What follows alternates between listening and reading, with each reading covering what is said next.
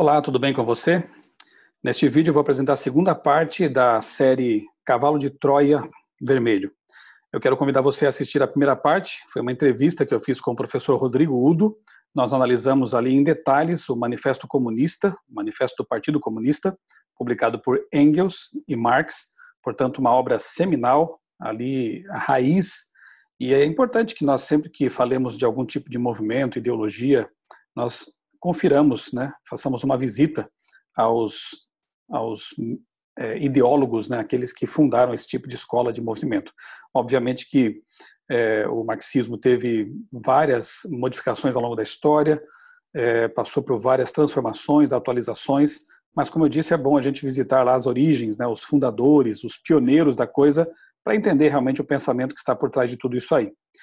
Mais uma vez eu quero deixar claro que com este vídeo, com aquele também, que eu convido você a assistir, não estou aqui defendendo qualquer tipo de posição política, partidária, muito menos, né? A intenção aqui é simplesmente analisar ideias, ideologias, e como eu tenho falado em várias palestras e textos que tenho escrito e publicado, em meus livros também, eu entendo que em 1840, ali naquela década, 44, de modo bastante preciso, específico, né, com o cumprimento da profecia de Daniel, capítulos 8 e 9, não tenho tempo de detalhar isso aqui agora, eu vejo ali o surgimento de vários movimentos concorrentes, aquilo que o Dr. Hélio Grellman chamava de espetáculo paralelo de Satanás, ou seja, o inimigo de Deus sabia que Deus traria à tona, despertaria, suscitaria um movimento reformatório semelhante ao dos protestantes lá nos séculos 16, 17, 15, 16, 17, faria o mesmo, algo semelhante no século 19, trazendo também verdades que estavam ocultas, esquecidas, cobertas pelo pó do tempo e das tradições. Então o diabo faz ali seu espetáculo paralelo, trazendo à tona também movimentos poderosos, ideologias poderosas, como o darwinismo. Darwin começa a escrever seu livro, começa a rabiscar seu livro em 1844.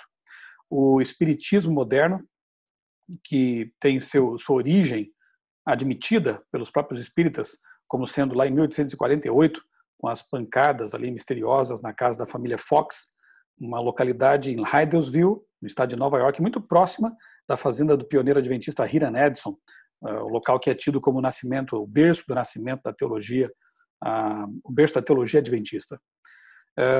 Em 1848 também é publicado então o Manifesto Comunista, e interessante que essas três ideologias, o espiritualismo, o espiritismo, o darwinismo e o marxismo, de alguma forma vão de encontro às três mensagens angélicas, que são realmente a essência do que esse movimento adventista deve proclamar ao mundo. A ideia de uma dependência total de Deus, a ideia de que nós temos um Criador, aquele que criou os céus, a terra, o mar e as fontes das águas, como diz a primeira mensagem das três, ali de Apocalipse 14. E essas três ideologias tiram Deus da história, tiram Deus do campo. O darwinismo ensina que a vida pode surgir por si só. O espiritualismo ensina que nós somos uma espécie de deuses, podemos evoluir espiritualmente por meio de reencarnações sucessivas. E o marxismo, tirando Deus também do campo, da história, afirma que nós podemos assumir as rédeas da nossa realidade e, por meio de revolução, trazer então a tão aguardada utopia da paz a este mundo. Para Marx, a religião era o ópio do povo, era um estorvo para seus planos, suas ideias, como veremos aqui neste vídeo. Como eu sempre tenho feito, em alguns desses vídeos em que eu trato do tema do marxismo, em comparação com o cristianismo e com o adventismo, eu indico literatura. Vou deixar também aqui para você o convite para que você possa assistir aos vídeos que estão em meu canal na playlist Marxismo. São vários vídeos que eu já postei aqui, entrevistas, estudos, enfim. Indicação de literatura, vários livros indicarei também nesta apresentação aqui, ok? E quero deixar mais dois aqui, mais duas dicas de leitura interessantes. Já indiquei o Arquipélago Gulag, de Solzhenitsyn, muito bom esse livro, né, uma literatura. Esse aqui também é literatura, da Jung Chang, Cisnes Selvagens, Três Filhas da China. Ela fala aqui de 3 gerações, começando pela avó, depois passando pela mãe dela e ela mesma, uma chinesa, que depois mudou-se para a Inglaterra, e de lá, comparando as duas cosmovisões, as duas culturas, escreveu um livro muito rico, muito interessante, e começando lá com a avó, que viveu no período anterior à Revolução Chinesa, né? Depois a mãe e ela que viveram sob a bandeira aí do comunismo chinês. Um livro muito interessante para conhecer aí os bastidores da coisa, né? E um outro livro que eu ainda não indiquei, mas quero fazê-lo agora, é esse aqui, A Escola das Trevas, de Bella Dodd. A contracapa diz o seguinte, ó, ao rejeitar a sabedoria e a verdade que a Igreja preserva e usa para estabelecer a harmonia e a ordem instituídas por Cristo, eu me havia abandonado à deriva e sem bússola em um mar desconhecido. Eu e outras pessoas, como eu, agarrávamos com alívio a falsa certeza oferecida pelos materialistas e aceitávamos o seu projeto, que se mostrava ainda mais atraente por seu apelo de sacrifício pelos irmãos, entre aspas. Compreendi que expressões como a fraternidade do homem, a menos que estejam solidamente alicerçadas na crença na paternidade de Deus, são insignificantes e vazias. E aqui o texto de indicação do livro diz assim, que a Escola das Trevas, esse livro aqui, registra a operação do Partido Comunista nos Estados Unidos desde um ponto de vista privilegiado, a intimidade de um membro do Comitê Nacional, integrante dos conselhos secretos, que participou de reuniões estratégicas no curso de anos decisivos para a história recente da América e do mundo. O relato de Bella Dodd, a autora desse livro, soará familiar a muitos jovens idealistas que, tendo enxergado no marxismo um novo credo, dedicaram à revolução grandes esforços e inúmeros sacrifícios, até o fatídico e inexorável dia em que foram traídos pela própria causa. Quando esse dia chegou para Bella Dodd, era quase tarde demais para a sua própria salvação. Um testemunho muito interessante e eu me identifico bastante com essa história porque você verá por quê aqui nessa exposição que eu farei agora. Vou compartilhar com você minha tela aqui. Preparei um preze para facilitar aqui a exposição desse tema. O Cavalo de Troia Vermelho, parte 2. Repito, fica aqui o convite para que você assista a primeira parte, que é aquela entrevista com o professor Rodrigo Udo, em que nós analisamos o Manifesto Comunista. Muito bem, eu começo aqui citando um texto, uma frase, né, de Schopenhauer, aquele grande filósofo alemão, que disse: quem espera que o diabo ande pelo mundo com chifres será sempre sua presa. Existem muitos negacionistas dessa questão de marxismo cultural, ainda que essa expressão talvez não seja mais adequada, alguns preferem gramscismo, enfim, mas existem negacionistas que acham que isso não existe, que esse tal de cavalo de Troia é uma ilação, uma teoria conspiratória. Para esses eu deixo a frase de Schopenhauer: quem espera que o diabo ande pelo mundo com chifres será sempre sua presa. Quando ignoramos o perigo, ele se torna ainda mais perigoso, digamos assim, né? Bem, eu disse que me identifico muito com esse livro aqui de Dodd, da professora Dodd, porque eu tive uma experiência também na minha adolescência e juventude com a chamada teologia da libertação. No ano de 88, eu passei a fazer parte de um grupo de jovens católico, fui convidado aí para uma encenação de Natal, estou aí na tela, na foto, e a partir dali me envolvi bastante com a Igreja Católica, lá na minha cidade natal, Criciúma, Santa Catarina, uma cidade de colonização italiana, bastante tradicional, o catolicismo ali é bem forte.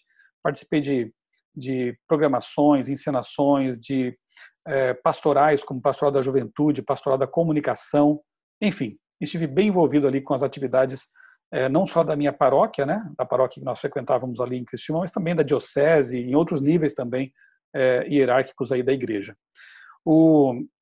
A teologia que nós seguíamos na época é a chamada teologia da libertação. Um dos principais ideólogos, Leonardo Boff, que está aí na tela, não tínhamos ideia na época de que, na verdade, a teologia da libertação é uma espécie de cristianismo marxizado, ou marxismo cristianizado, como você queira escolher, mas uma coisa é certa, né? Os temas da campanha da fraternidade, os temas que nós estudávamos, os livros que nós líamos, eram sempre voltados para a política, para a tal da justiça social, ou seja, o reino de Deus aqui e agora, e nada de volta de Jesus, de intervenção celestial, da verdadeira solução para este mundo que eu depois descobri é a volta de Cristo e que está ali presente na Bíblia em mais de 2.000 e tantas passagens, né? Só que naquela época eu não tinha a menor ideia de que realmente Jesus vai voltar e de que essas utopias humanas são inúteis, né? São totalmente inúteis. Eu participei de manifestações públicas, ajudei a organizar, como você pode ver aí, passeatas, né, em defesa dos direitos dos professores, dos alunos, por melhores salários, enfim, estava envolvido com essas causas, né? Esse livro aí eu costumo mostrar como um documento de que eu também era darwinista, né? Projeto Alpha, o primeiro livro que eu escrevi, eu tinha 15 anos, em 1987. Ele traz ali, é uma ficção científica, traz ali um personagem que seria o próximo passo da evolução humana. Então, além de marxista, eu também era evolucionista. Quando comecei a estudar química no ensino médio, um curso técnico lá em minha cidade, em 89, eu conheci, então, um criacionista, adventista do sétimo dia. Passei a estudar a Bíblia com ele, aí está na foto o Vanderlei. Passei a estudar a Bíblia com ele, levei assim uns 3 anos, né, comparando tudo e, enfim, tive que mudar minha cosmovisão completamente. Deus mudou, na verdade, a minha cosmovisão, e eu pude perceber então que as ideologias que eu havia abraçado na juventude estavam totalmente eram inadequadas em comparação com as verdades da Bíblia, né? E não foi um processo fácil, mas foi libertador. João 8:32 para mim é um texto muito significativo, porque eu vivi isso na minha experiência. Conhecereis a verdade e a verdade vos libertará. Aí está o dia do meu batismo, em 91. Fui batizado na Igreja Central, na Igreja Adventista Central de Criciúma, uma experiência realmente maravilhosa. Bem, no ano seguinte, em 92, eu fui aprovado para o curso de jornalismo na Federal de Santa Catarina e comecei então a estudar ali e tive contato, né, mais uma vez, com ideologias. Na época, como acontece frequentemente, né, era muito jovem, muito inocente, né, e não percebia muitas dessas coisas, mas realmente o curso de jornalismo naquela universidade, na UFSC, como é comum também em todas as públicas, né, e muitas particulares, era basicamente fundamentado nas ideias da Escola de Frankfurt. Autores como Herbert Marcuse, Theodor Adorno, Marx Horkheimer, todos eles marxistas, né, que trazem aí a teoria crítica, e nós estudamos isso, e as matérias mais teóricas do curso, como eu disse, eram bastante embasadas nesses pensadores aí, nessas ideias, né, lidando aí com Estado, cultura, autoritarismo, contra a família patriarcal e por aí vai, né. Levou vários anos para eu conseguir aplicar a visão crítica à teoria crítica, né? Veja que paradoxo aí, né? E graças à leitura depois de autores que no tempo da universidade nós não conhecíamos, não nos eram apresentados, como por exemplo, Theodor Dalrymple, tem vários livros publicados, eu recomendo esses livros dele. Um deles é esse aí, Viagens aos Confins do Comunismo, em que esse autor viaja para os países em que tentaram adotar regime comunista e mostra a realidade, né, da aplicabilidade dessas ideias ali realmente na prática, né?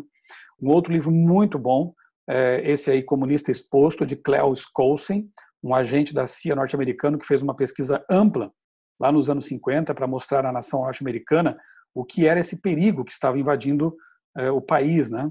Especialmente com a Escola de Frankfurt. Enfim, o outro livro, esse aí de Paim, né, é o Marxismo e Descendência, muito bom. Paim estudou na Rússia no tempo da União Soviética, da ex-União Soviética, e traz aqui revelações bem interessantes nesse livro. E o outro, esse de Heitor de Paola, O Eixo do Mal Latino-Americano e a Nova Ordem Mundial. São só alguns, né, entre muitos outros que podem ser lidos para fazer aí um balanço, né, entre tudo aquilo que eu havia lido na universidade, que você também pode ter lido, para quem sabe conhecer aí o outro lado. Infelizmente levou tempo para que eu tivesse contato com esses autores, como eu disse, mas enfim, chegou, né, o tempo e eu mergulhei de cabeça nessas leituras e foi muito interessante poder fazer essas comparações e conhecer o outro lado da moeda. Então, repito, aqui também tem os livros mais literários, né, como esses aqui que eu citei de início, da Jung e da Dodd, tem lá o Arquipélago Gulag, né, do Solzhenitsyn, que eu já falei aqui também, e vários outros, né, enfim. Claro que ao dizer tudo isso, eu não estou negando aqui as mazelas, né, e a inadequação também com a Bíblia de coisas de ideologias e de práticas como o capitalismo selvagem, por exemplo, já denunciado lá em 36, né, por Charlie Chaplin, naquele filme clássico, Tempos Modernos. Então, realmente, há sim coisas muito ruins, obviamente, né, no capitalismo, mas eu estou aqui analisando, então, o marxismo, né. Eu tenho outros vídeos, outros textos em que eu falo sobre também os perigos da direita e não só da esquerda. Então, por favor, leia também isso, procure entender também isso para que não haja distorções aí das minhas intenções com esse vídeo aqui. E é bom que a gente lembre também que sempre há um lado bom da maçã. O Satanás não é tão bobo assim, né? Ele mostra também as facetas positivas de algumas ideias, mas o problema sempre está no lado podre dessa maçã. O lado bom é em conformidade com as injustiças. A Bíblia traz isso para nós. O cristão não pode ser conformista com as injustiças sociais, com as desigualdades opressoras, né? A Bíblia também nos mostra que devemos trabalhar em favor dos mais fracos. Jesus nos deu esse exemplo. Denuncia o poder despótico, né? Isso também acontece, os profetas fazem essas denúncias, eles não só anunciam o reino, mas denunciam também as injustiças. Mas, repito, tudo isso está na Bíblia. Não precisamos abraçar uma ideologia antibíblica para defender coisas que estão na Bíblia. Eu costumo dizer que não precisamos ser marxistas, capitalistas ou qualquer outra coisa, basta nos ser cristãos. E aí já seremos pessoas corretas, justas, que se preocupam com os menos favorecidos, né? Então, só para você ter uma ideia de como a Bíblia realmente apresenta essas ideias que foram sequestradas pelos marxistas, por exemplo, no Antigo Testamento, o amor ao filho era tão grande que a esterilidade era considerada castigo de Deus. Não havia, então, necessidade de proibição do aborto. No fim de 50 anos, qualquer terreno vendido era devolvido ao seu proprietário anterior. Portanto, latifundiários não havia, né, em Israel.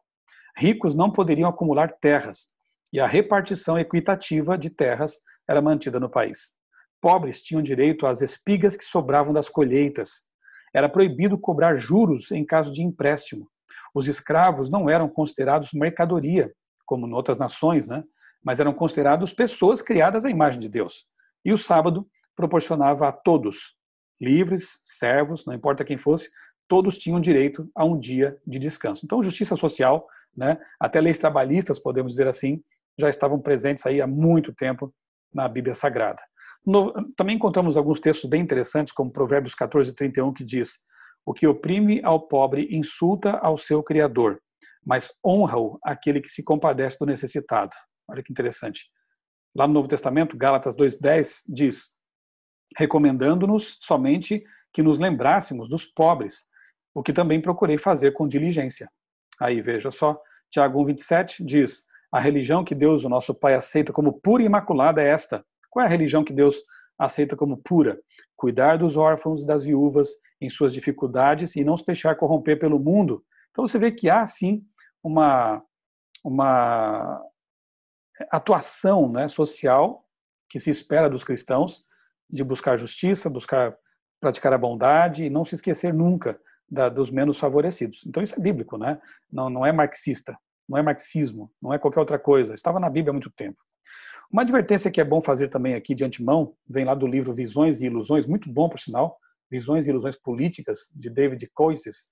Ele diz o seguinte, que ideologias tais como socialismo, comunismo, democracia, nacionalismo, liberalismo e até o conservadorismo são inevitavelmente religiosas e idólatras. Pessoas que abraçam com muita gana e defendem com muito afinco essas ideologias podem se tornar idólatras e esquecer, talvez, até do cristianismo, do verdadeiro mestre, para defender bandeiras que não são nossas, né? Não nos pertencem. Então, cuidado com os fanatismos que podem ocorrer em qualquer lado do espectro político, né? A nossa esperança não vem da esquerda nem da direita, vem do alto. Isso deve ficar bem claro para nós. Certa vez eu até disse uma frase, escrevi nas redes sociais, que é a seguinte: a esquerda é nociva, a direita é perigosa. A nossa segurança, então, está no alto, vem do alto. Feito todo esse preâmbulo, essas advertências, essas sugestões, vamos então a uma análise um pouco mais detida aqui do marxismo, ok? E eu quero começar aqui citando um livro que eu encontrei num sebo, alguns anos atrás, muito bom. Pena que não existe mais à venda por aí, você talvez encontre em sebos também. É A Natureza Mística do Marxismo, de Léo Vilaverde, um jornalista e psicopedagogo. E nesse livro ele diz o seguinte, ele cita aqui, na verdade, são vários documentos que o Vilaverde apresenta ali, documentos antigos que mostram os bastidores do marxismo, dos personagens envolvidos em toda essa história, né? Como, por exemplo, essa citação aqui bem interessante na página 50, que é um texto de Karl Marx mesmo, em que ele diz assim: o homem, o único ser que não atingiu sua finalidade, o único membro de toda a criação que é inimigo do que Deus criou. Mas o Criador benigno não poderia odiar seu trabalho. Ele queria erguer o homem até ele e enviou seu Filho, através do qual proclamou: agora estáis purificados pela palavra que vos anunciei. Olha que interessante, né? Um texto que Marx escreveu para o exame de admissão ao ginásio. Então a gente vê que ele foi cristão por algum tempo, né? Na verdade, ele fazia parte de uma família muito conturbada. O pai era judeu, a mãe também, mas por conveniência, o pai acabou se convertendo, entre aspas, ao cristianismo. Depois, quando ele morre, a mãe volta, né, aos princípios judaicos ali, não aceitou nunca essa suposta conversão do pai. Então, a gente já vê que Marx ele cresce numa família em que a religião era um assunto delicado, polêmico, né, controverso. E claro que isso deixa marcas na vida de uma pessoa, né? Isso é inevitável. Então, o contexto cultural também, social, ajuda a gente a entender também a pessoa, né? Porque todo mundo é fruto de seu tempo, né? De sua cultura. Então, naquele momento histórico, havia uma revolta com a sociedade injusta e com o cristianismo inerte, uma religião politizada, injusta, né? Com diferenciações sociais, enfim. A igreja oficial naquele momento na Alemanha. Líderes religiosos ricos e exploradores. Predestinação calvinista que justificava a miséria e a exploração. Triste isso, mas também deixou marcas ali na sociedade, o calvinismo, com que se Deus abençoa alguns e não a outros, é porque aquelas pessoas foram predestinadas à salvação ou não. Né? Isso não é bíblico, né? Lamentavelmente isso atrapalha bastante. O marxismo surge também, então, como uma reação a esse estado de coisas. Temos que levar em conta também a influência de um senhor chamado Moses Hess, tanto na vida de Marx quanto na de Engels. Esse Hess mesclou o messianismo judaico com suas ideias sociais e anunciou a vinda do reino de Deus. É mais ou menos como o que Boff e outros ideólogos fizeram, mesclando o cristianismo com o marxismo. Veja que já naquele tempo, né, aí Moses Hess nasceu em 1812, morreu em 1875, ele estava fazendo algo parecido, ao mesclar então esse messianismo judaico com as ideias que ele passou a defender, né? Sobre Engels, Hess disse o seguinte, abre aspas, ele se separou de mim como um comunista superzeloso, é assim que produzo devastação. Então esse ideólogo aí tinha muito bem claro em mente o que estava fazendo, né, ao seduzir esses jovens e os espalhar por aí. A bandeira comunista famosa aí com a foice e o martelo é inspirada em Hess, Moses Hess. E ele diz a respeito dela o seguinte, no Catecismo Vermelho, né, citado por Vila Verde. A bandeira vermelha simboliza a revolução permanente, até a completa vitória das classes trabalhadoras em todos os países civilizados. A República Vermelha. Diz ainda Hess que é inútil e ineficaz elevar as pessoas à verdadeira liberdade e fazê-las participar dos bens da existência sem libertá-las da escravidão espiritual, isto é, da religião. Note que antes mesmo de Marx e Engels, esse senhor já estava aí pregando a libertação da religião, do absolutismo dos tiranos celestes e terrenos sobre os escravos. A revolução socialista é a minha religião. Está aí. Não preciso dizer mais nada com respeito às ideias iniciais, né? Em 1844, olha de novo a coincidência de data, foi o ano em que Marx conheceu Engels. Jenny von Westphalen, filha de um aristocrata prussiano, ou seja, olha que interessante, Marx prega tanto sobre proletários, sobre os pobres, mas quando vai casar, escolhe a filha de um aristocrata, que tinha dinheiro, né? É curioso isso, né? Então a esposa de Marx, a Jenny, escreveu o seguinte, a sua última carta pastoral, sumo sacerdote e bispo das almas, novamente transmitiu paz e tranquilidade às suas pobres ovelhas. Você percebe aqui uma linguagem, né, messiânica, pastoral, né?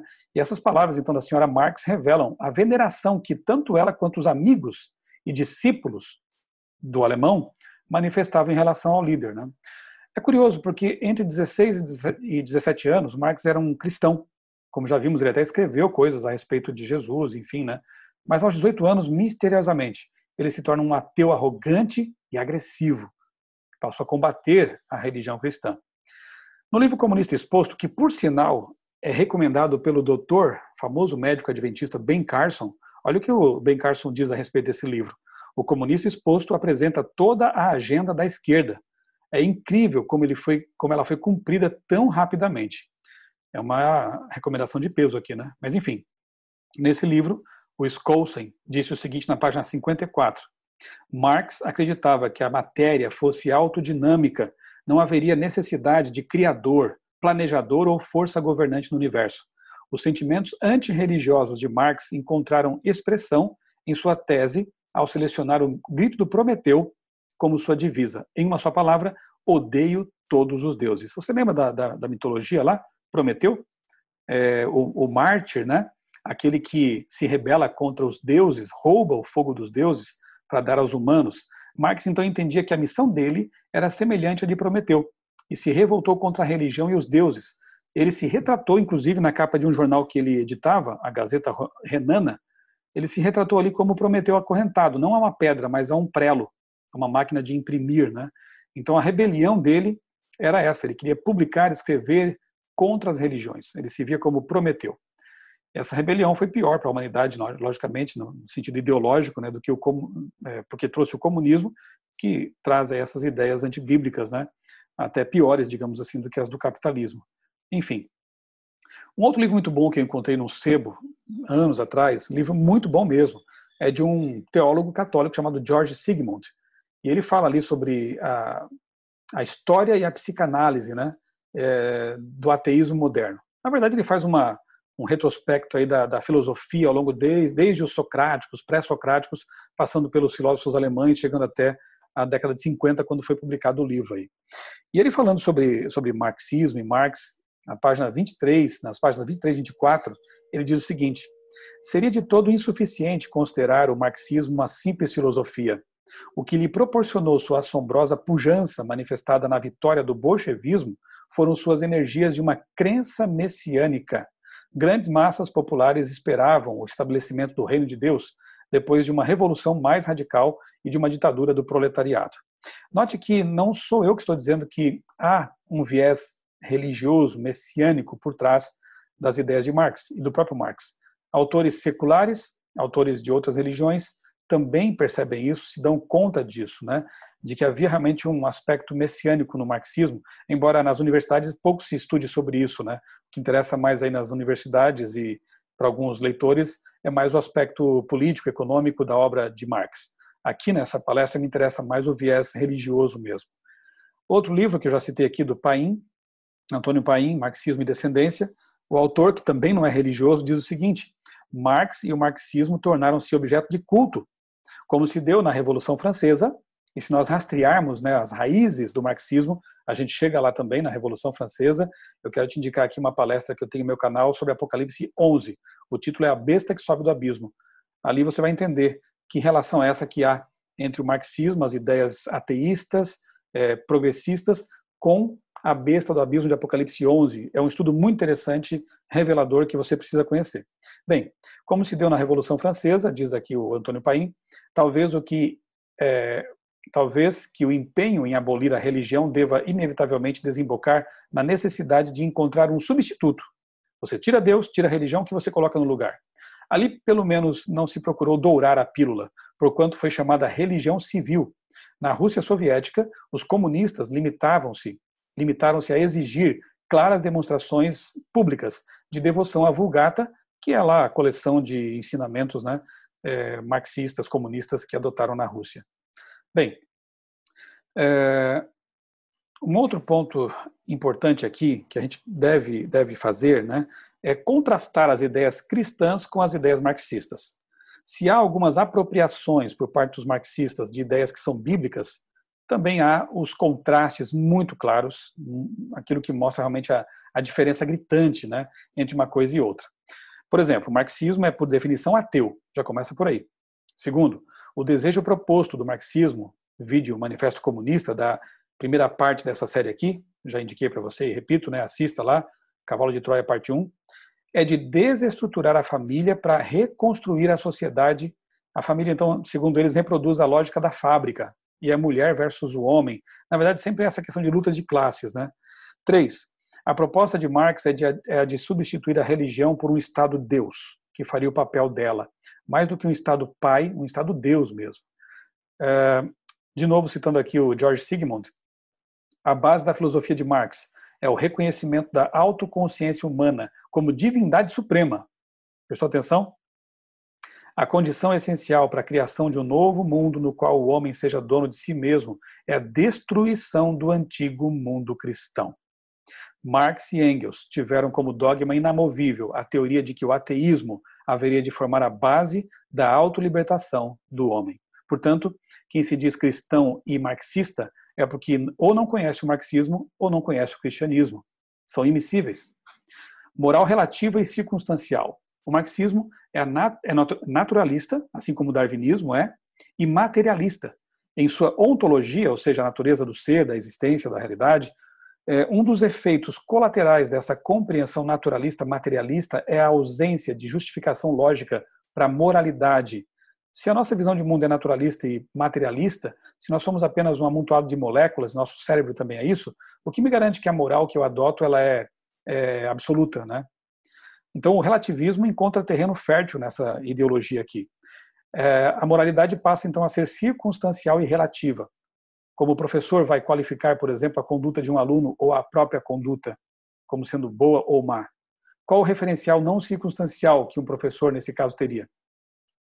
O cristianismo interpreta a história como direcional e intencional, como uma linha que começa em um ponto intencional e que ruma para um fim intencional, a volta de Jesus. O marxismo vê a história como um produto randômico, uma sucessão de acontecimentos passíveis de releitura ideológica. Por exemplo, Pedagogia do Oprimido, no caso de Paulo Freire. Em algum momento quero fazer também, quem sabe, um outro vídeo tratando desse assunto aqui, até que ponto Paulo Freire é o maior culpado aí pelas mazelas educacionais que nós conhecemos. O que está por trás de tudo isso, não tenho tempo de abordar agora. Também de reescrita, por exemplo, a Teologia da Libertação, que interpreta a Bíblia sob uma ótica de esquerda, marxista, né? Então a Bíblia passa a ser reescrita, reinterpretada, e que pode ser direcionada também, conforme as ideias de Gramsci. Daqui a pouquinho eu falo dele. Voltando aqui ao Comunista Exposto, aqui é interessante esse parágrafo aqui da página 113, né? Os 10 mandamentos e a moral judaico-cristã. Os escritores comunistas sustentam que o código de ética judaico-cristão é moralidade de classe. Com isso, querem dizer que os 10 mandamentos e a ética do cristianismo foram criados para proteger a propriedade privada, veja que absurdo se chega, e a classe proprietária. Eles acreditam que honrarás pai e mãe tenha sido criado pelos judeus antigos para enfatizar a seus filhos que estes constituíam propriedade particular de seus pais. Isso é um absurdo, né? Não existe fundamento nenhum para uma ideia dessas, né? Colocar aí a lei de Deus, os 10 mandamentos, sob uma ótica marxista e dizer que os mandamentos atendem também aos interesses dos mais poderosos, enfim, né? Isso é uma releitura absurda. Não matarás foi atribuído à crença da classe dominante de que seus corpos eram propriedade privada e, portanto, deveriam ser protegidos juntamente com outros direitos de propriedade. Consideraram que não cometerás adultério e não cobiçarás a mulher do teu próximo foram criados para acrescentar a ideia de que o marido era senhor da casa e a esposa a propriedade privada que pertencia estritamente a ele. Isso é absurdo porque contraria os próprios ensinamentos da Bíblia. Se eles lessem com mais atenção o que a Bíblia ensina sobre essas questões, perceberiam que isso não faz sentido algum, né? Então, o pragmatismo, como aliado do marxismo, vê em todo o discurso um propósito oculto, o verdadeiro intento, a busca pelo poder. Daí não se admite verdade. E isso é uma forte contradição com o cristianismo. Porque para o marxismo, né, sempre há uma intenção por trás dos discursos, né? Então, nunca uma linguagem pode ser objetiva. Já para o cristianismo, nós cremos que há uma verdade absoluta e que ela é expressa em verdades que estão registradas na Bíblia Sagrada, na Palavra de Deus. Portanto, a verdade absoluta é um conceito cristão, bíblico cristão, mas para o marxismo não. Então, o relativismo, repito, encontra um terreno fértil aqui para vicejar, para crescer, né? Alguns chegam ao ponto assim absurdo, super absurdo, de dizer que Jesus teria sido um marxista revolucionário ou coisa parecida. Não tenho tempo de tratar disso aqui agora, mas quero te recomendar um vídeo que está em meu canal com o título Jesus foi um revolucionário? Então assista lá para você perceber como essa ideia é realmente absurda e quase blasfema, né? Ao colocar o Criador do universo, o Deus que se fez homem, como um mero revolucionário, agitador de massas. É triste isso. Outra questão que merece esclarecimento é Atos capítulo 2, versos 42 a 47, muita gente usa esses textos aqui, esses versos aqui, para dizer que a igreja cristã primitiva teria sido socialista, ou, né, algo assim, comunista. Nada mais errado também. E eu quero te indicar aqui esse texto no meu blog outraleitura.com.br. Coloca no buscador ali, Atos 2, 42 a 47, defende o socialismo, e você terá acesso aí a um texto que explica que isso é um outro anacronismo terrível, né? E, finalmente, mais uma indicação aqui, no meu blog também, de que lado da revolução você quer ficar, um texto muito bom, muito esclarecedor, que fala sobre quando e onde começou a primeira subversão, a primeira revolução, e no que isso tudo deu. Então, por favor, leia isso, e se você for um cristão e adventista especialmente, você precisa realmente ter consciência dessa questão e tomar sua decisão. Enfim.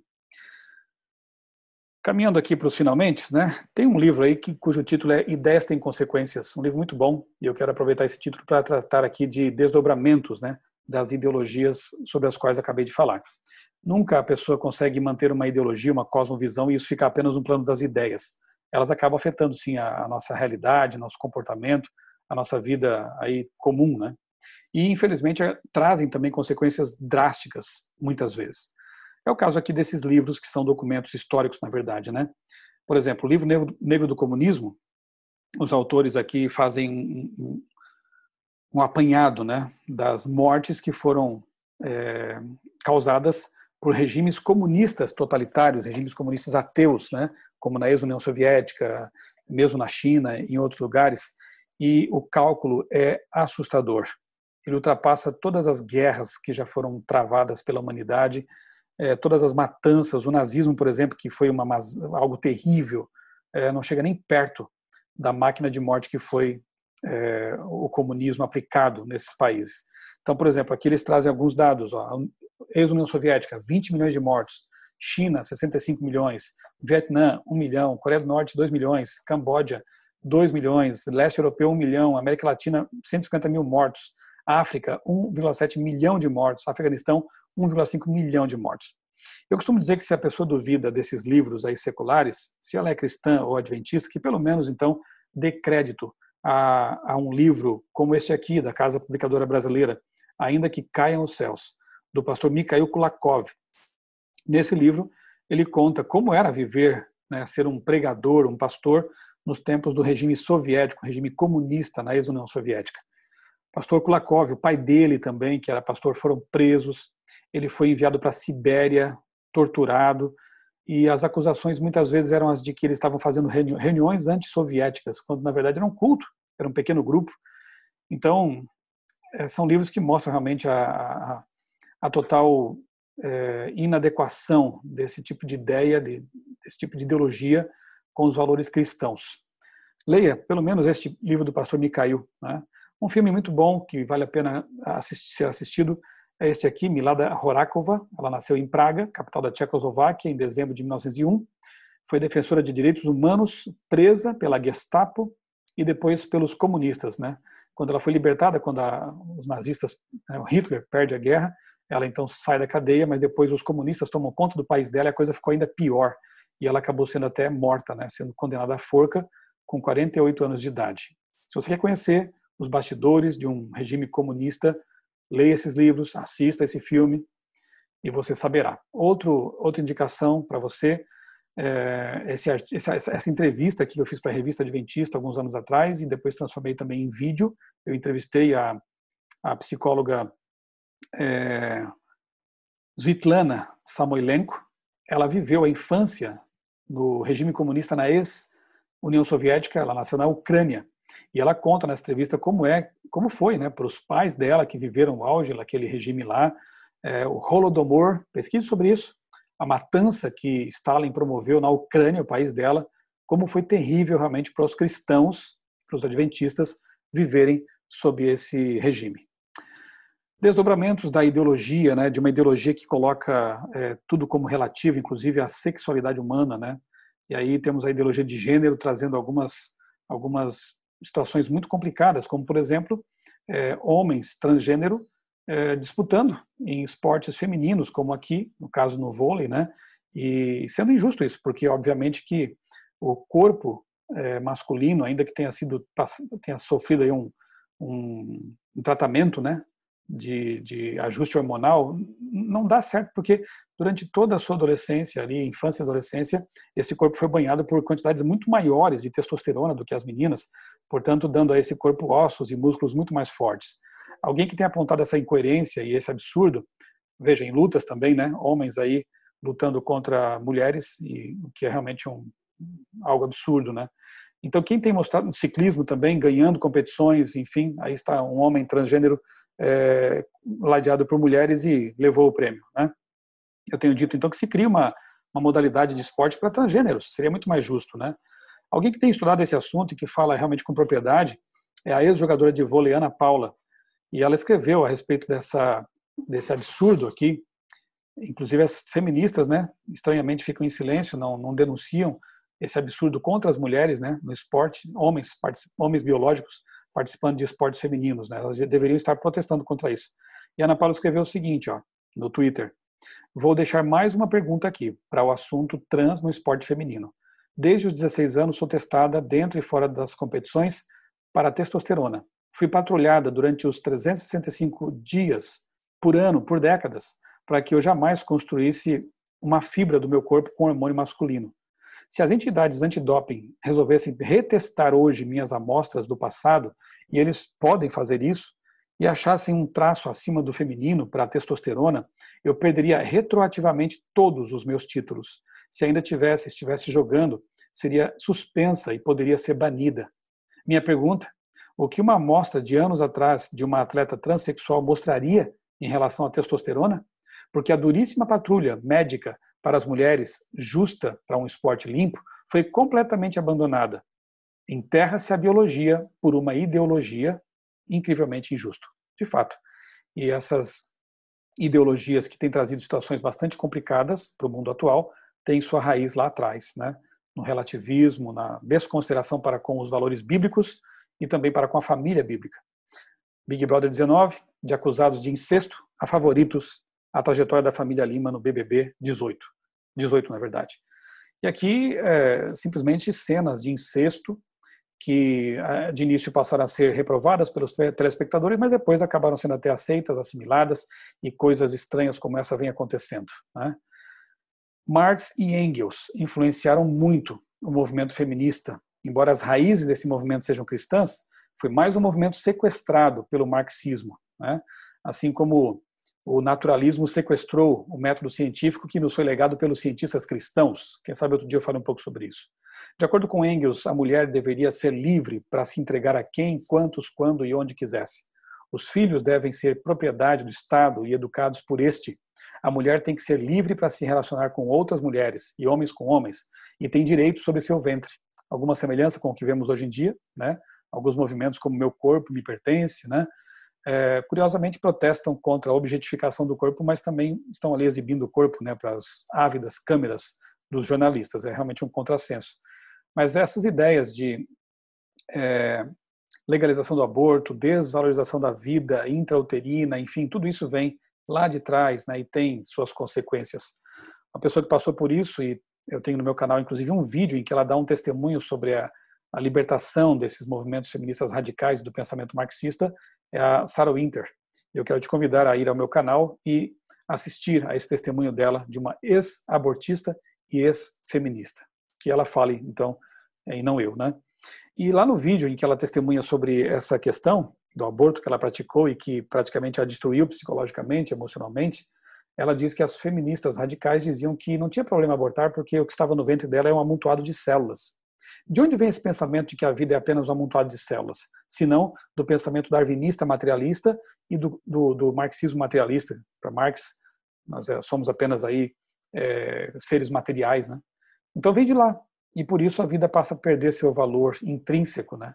E aí temos dados alarmantes, como de que o aborto foi a principal causa de morte no mundo em 2019. 42 milhões de pessoas morreram.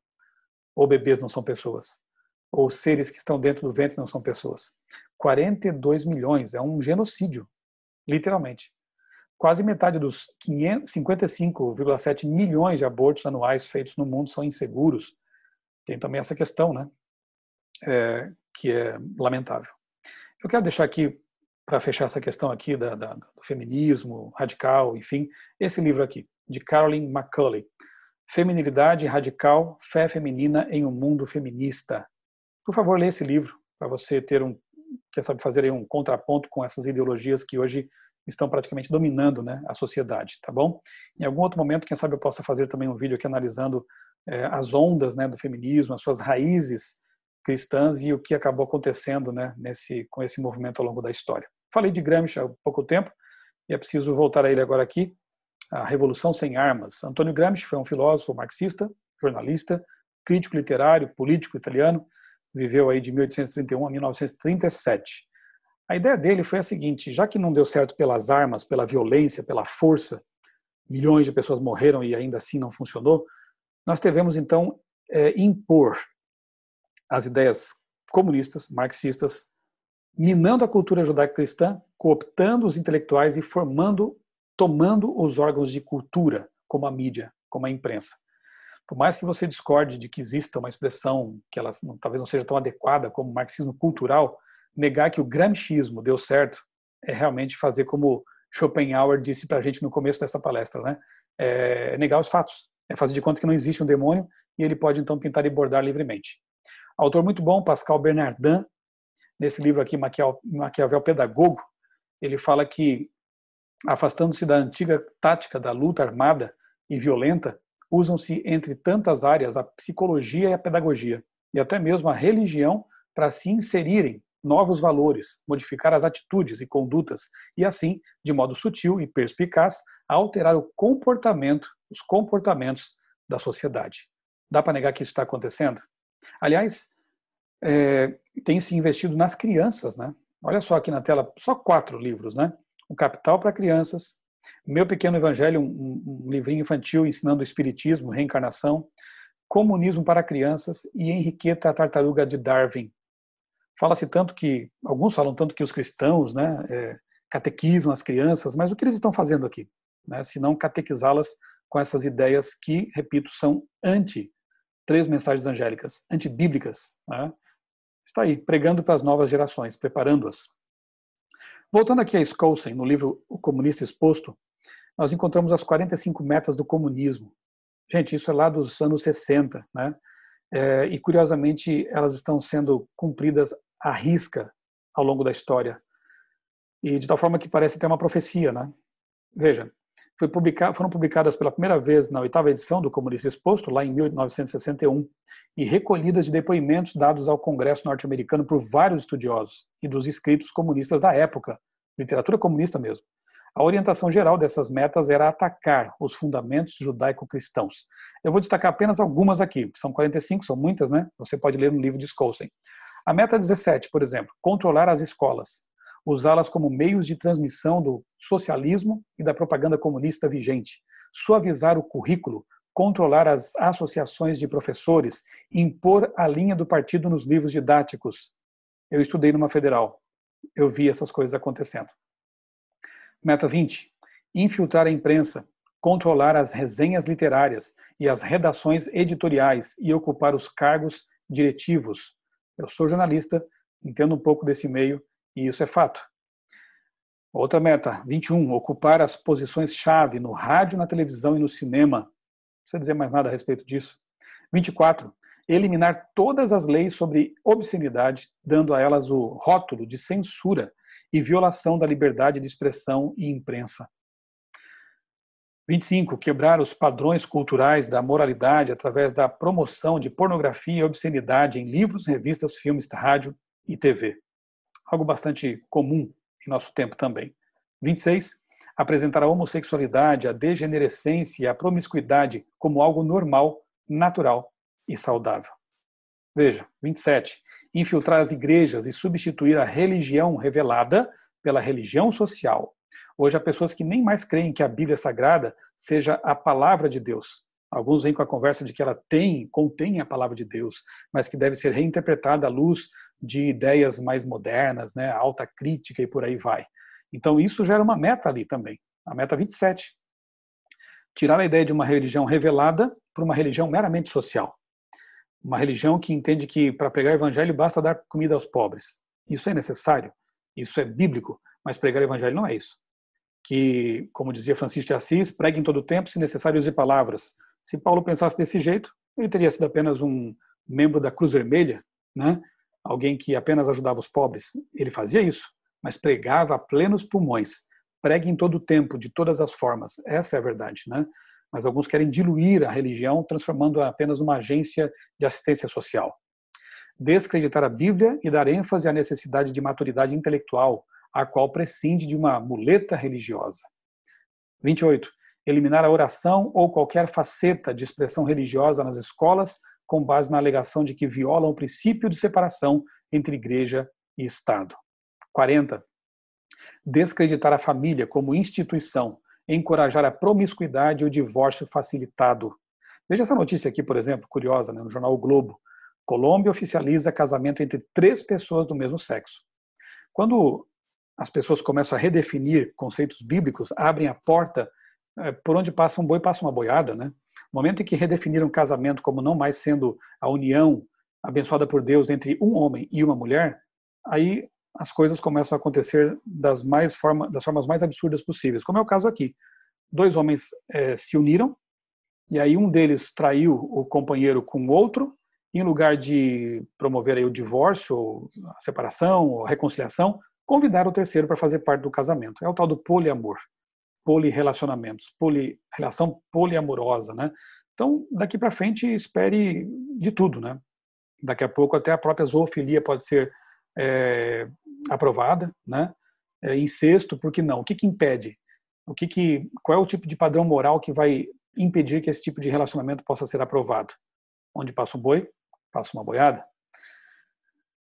Bem, top 5 reasons. Por que as 5 principais razões por que as pessoas estão deixando de frequentar as igrejas? Olha que coisa preocupante, viu? Isso foi publicado pelo Lifeway. Eu mudei para a universidade e parei de frequentar a igreja. 34% dizem que a universidade fez com que eles deixassem de frequentar a igreja. É ou não é preocupante? Saber que nossos jovens, talvez sem base, uma base adequada nos valores bíblicos, nos conceitos bíblicos, sem uma compreensão apologética da palavra de Deus, estão indo para as universidades como ovelhinhas mudas para o matadouro. Chegam lá, eles param de frequentar a igreja e abandonam muitas vezes a fé. Por quê? Tem contato com ideologias que eles já deveriam saber, são ideologias que vão contra a Bíblia e não oferecem um mundo melhor do que aquele que a Bíblia oferece, né? A esperança bíblica. Eu vou destacar mais uma aqui. 25% deixam a igreja por causa disso. Eu discordo da visão de mundo, né, das opiniões, daquilo que a minha igreja sustenta com respeito a assuntos de política e assuntos sociais. Veja só, eu tenho dito que nós blindamos, né, as nossas igrejas com respeito ao darwinismo, porque nós, especialmente nós adventistas, né, guardamos o sábado, e isso para nós é uma blindagem, porque semanalmente nos lembramos de que Deus é o criador do universo, e por isso guardamos o sábado. Então o darwinismo não tem acesso tão facilitado aqui aos nossos arraiais. Nós também blindamos a nossa igreja contra espiritualismo, espiritismo, porque ensinamos que segundo a Bíblia, os mortos estão dormindo, num estado de inconsciência até a volta de Jesus, que nós não temos uma alma imortal, mas somos uma alma, somos uma pessoa mortal. Então, quanto a isso, estamos bem blindados. Agora, quem nos blindou contra as ideias marxistas, que competem também com as 3 mensagens angélicas, com o cristianismo bíblico? É por isso que essa ideologia conseguiu entrar mais sutilmente nas igrejas, né, e dominar o pensamento de muitas pessoas nessa geração. E por causa disso, olha só, 25% dos jovens das pessoas estão deixando a igreja. Por quê? Porque não concordam com os pontos de vista políticos e sociais que a igreja defende, com os padrões bíblicos, né? Porque não compreendem, não estudaram a fundo isso, e porque talvez nós, como igreja, tenhamos falhado em apresentar a racionalidade da fé, a coerência da fé, da cosmovisão cristã. Eu termino aqui essa exposição com uma comparação, né? Esses crânios diminuídos aqui são obra do povo Jivaro. Os Jivaros são povos aborígenes que vivem nas encostas orientais da Cordilheira dos Andes, no sudeste do Equador. No passado, eles ficaram famosos por decapitar os inimigos e depois encolher, com alguns métodos ali de aquecimento, algumas substâncias químicas, eles encolhiam a cabeça dos inimigos e criam que, fazendo isso, estavam prendendo o espírito daqueles inimigos e eles não mais os incomodariam. Então aqui está um pesquisador, né, com essas cabeças diminuídas, vejam, está ali, preserva as feições e tudo mais, o cabelo, mas estão reduzidas, diminuídas, né? De certa forma, o Satanás tem feito isso com as pessoas, né, desde sempre. Tentado diminuir os sonhos delas, tentado diminuir aquilo que elas pensam com respeito a Deus, a religião, enfim, dar-lhes uma cosmovisão bastante limitada, bastante estreita. E eu gostaria de ler para você aqui, finalizando, Romanos capítulo 12, verso 2, em que Paulo fala que nós não podemos nos conformar com essa estreiteza de pensamento, como se as nossas únicas esperanças estivessem aqui e agora neste mundo, como se apenas a política pudesse oferecer soluções para nós. Repito, a solução não vem da direita nem da esquerda, vem do alto. E Paulo diz aqui em Romanos 12, 2 o seguinte,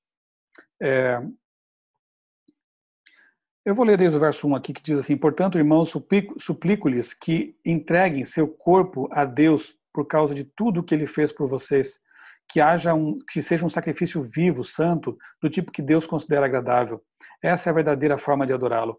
Não imitem o comportamento e os costumes deste mundo, mas deixem que Deus os transforme por meio de uma mudança no seu modo de pensar, a fim de que experimentemos a boa, agradável e perfeita vontade de Deus para nós, né?